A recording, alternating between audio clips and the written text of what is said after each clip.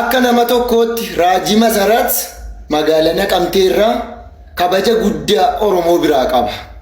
Paasterii isa kamimeestiinni dhaqee namoota rakkatan gargaaran meenatti mime. Uummati salaalee gaafa rakkate gaafa kanaan dura dhiphinirra ture dhaqee gargaarsa godheera. Booranarraa gargaarsa godheera.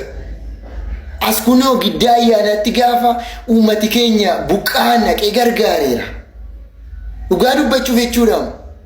Raajii Masarat jechuun qabsaa dhala namaa kan Oromoodhaaf dhaabbate jechuudha bakka.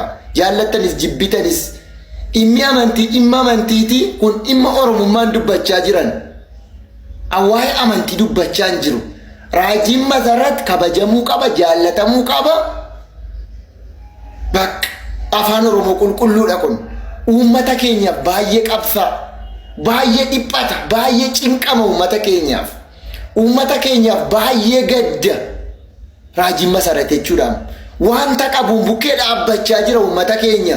Nuti immoo abbaan barbaade amantii barbaade hordofee uummata Oromoof kan qabsaa'e, uummata Oromoof kan dhaabbate, hiyyeessa Oromoo bukkee kan dhaabbate, hiyyeessa Oromoo kan karaa duraa kaase nuyiif barbaachisaadha.